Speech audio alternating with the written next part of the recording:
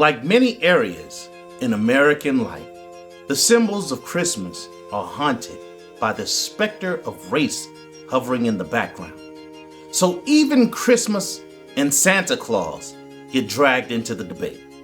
In 2016, America's largest shopping mall, the Mall of America, made national headlines when it hired its first African-American Santa Claus. But the surprise was never that Black Santas existed.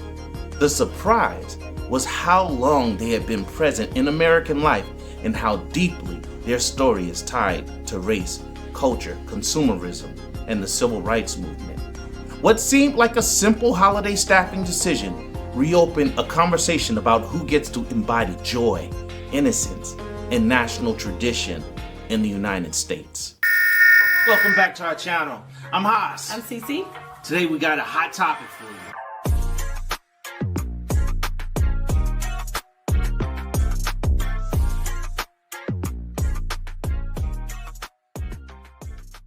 Santa Claus is not just a fictional character. In America, Santa represents warmth, generosity, safety, childhood magic, and the moral goodness of the world. That symbolic weight matters. You cannot separate the role from the spirit.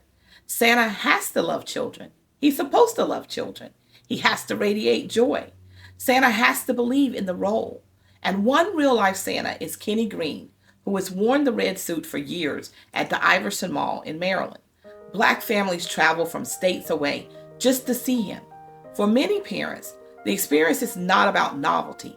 It's about their children, seeing themselves reflected in a figure that has been long coded as white. Despite decades of quiet progress, Black Santas remain rare nationwide. That is why the Mall of America's decision felt historic. The mall hired Larry Jefferson at a Santa convention where he stood out immediately. Among more than 1,000 Santas, he was the only African American. Jefferson appeared for just one weekend, yet the backlash was immediate.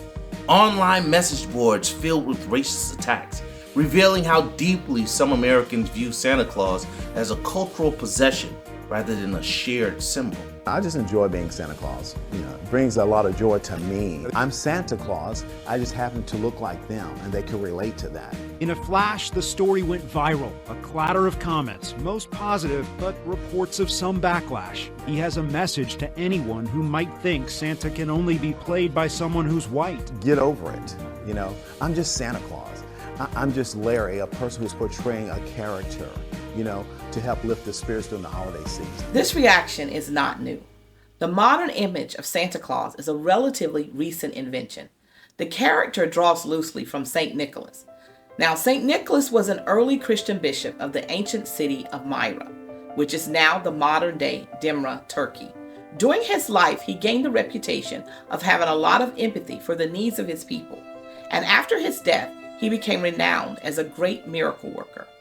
The Santa Americans recognize today was shaped in the late 19th century by illustrator Thomas Nast, whose cartoons for Harper's Weekly standardized Santa as a jolly, rotund, elderly, and white guy. In the early 20th century, advertising cemented this image even further, especially through Coca-Cola campaigns in the 1930s that spread Santa's red and white uniform into every corner of American consumer culture. Because Santa became central to post-war white middle-class identity, challenging that image has always made some people uncomfortable. As historian Victoria Walcott explains, sitting on Santa's lap in a department store became a ritual bound up with suburban life, whiteness, and prosperity. Introducing a Santa of color disrupted that visual narrative. It asked an uncomfortable question about who belongs at the center of American tradition. Newspaper archives show that this discomfort goes back more than a century. Early mentions of Black Santas often blended mockery and outright violence. What becomes impossible to ignore when revisiting these early accounts of Black Santas is how closely they align with the spectacle of blackface.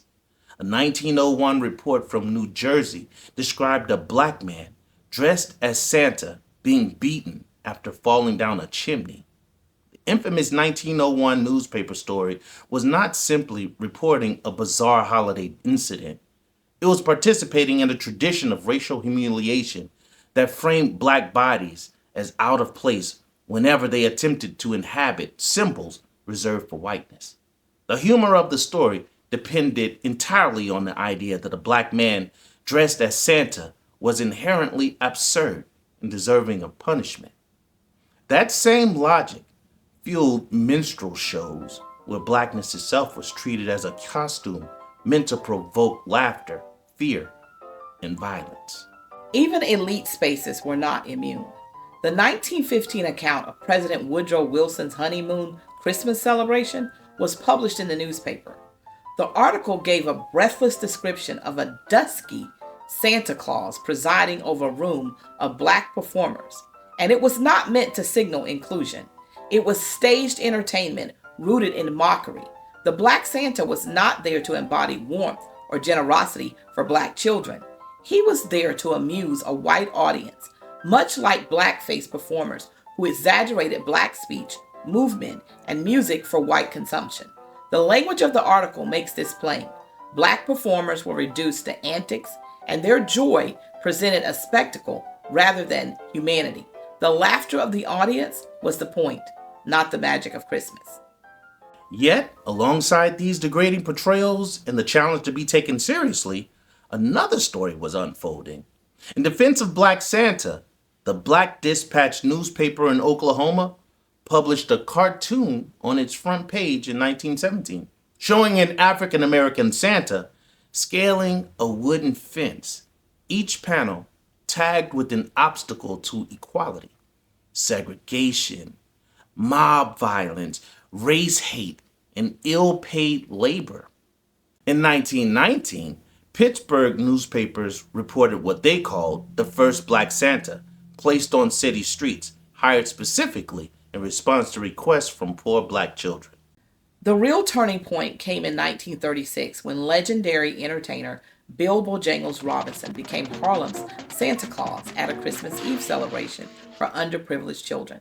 For the first time, black children were not receiving gifts from a distant white figure imported from downtown Manhattan. They were being welcomed by someone who looked like them and belonged to their community. This moment signaled a shift from tolerance to ownership. In black communities, Santa Claus was being reclaimed as a source of joy rather than ridicule. During the 1940s, department stores in predominantly black urban neighborhoods began hiring Black Santas more regularly. Stores like Bloomstein's in Harlem and later retailers in Chicago recognized a basic truth of American capitalism. If your customers are black, your traditions must reflect them. As white families moved to the suburbs and shopping malls followed them, downtown stores adapted to survive. In those spaces, Black Santas became not just acceptable, but practical. By the 1960s, Santa Claus entered the political arena. The civil rights movement increasingly used economic pressure to challenge segregation. Department stores became battlegrounds. And in 1969, a Cincinnati store refused to hire a Black Santa, claiming the image did not fit what children expected. Civil rights leaders rejected that logic outright, and Reverend Otis Moss Jr. argued that if the store could not imagine a black man as Santa for 1 month, it certainly could not imagine him as a national leader year-round. The symbolism was unmistakable. Who America allows to embody goodness reflects who America believes is worthy of power. The store eventually relented, and similar victories followed across the country in the early 1970s. Even iconic retailers like Macy's adopted Black Santas. Some stores attempted awkward compromises, including side-by-side black and white Santas separated by partitions, allowing customers to choose. The image was uncomfortable, but it revealed a society in transition. Today at malls like Iverson, the debate feels quieter, not fully resolved. Parents describe the joy of seeing their children meet a Black Santa for the first time. The experience is meaningful, but not radical, because after all, Santa is Santa. For those who push back at the idea of a Black Santa, it reminds us that representation does not just challenge institutions, it challenges habits of thoughts formed over generations. For many in the Black community, the meaning of Santa goes beyond race. They believe the figure represents a universal spirit of generosity and care. It became important to welcome the idea of Santas of every background, whether they were Hispanic, Asian, or indigenous. Diversity teaches children that kindness has no single face. Santa is not a person. Santa is a practice, a spirit of belonging. The controversy surrounding Black Santas reveals something deeper about American culture. Holiday traditions are never neutral. They carry assumptions about belonging, power, and identity. When those assumptions are challenged, even a figure as gentle as Santa Claus can become a flashpoint. But history shows that Black Santas are not an innovation. They are a recovery, a reminder that joy has always existed in Black communities, even when society tried to deny it as a costume and a spotlight. In the end, the question is not whether Santa can be Black. The question is why that idea ever felt threatening at all. What's your thoughts on this concept? We want to hear from you. Join the conversation in the comments below. If you'd like to see more content like this, please subscribe to this channel and be sure to hit the notification bell to be notified when we upload a new video. Tuning in the first 72 hours and hyping the video helps us reach more eyes in the algorithm and grow our collective community. Also, like and share this video with your friends and family. It really helps us. We're very thankful for your support. And until next time, adventure seekers, stay true to yourself, be patient with your neighbors, keep your mind sharp, and be the change you want to see in the world.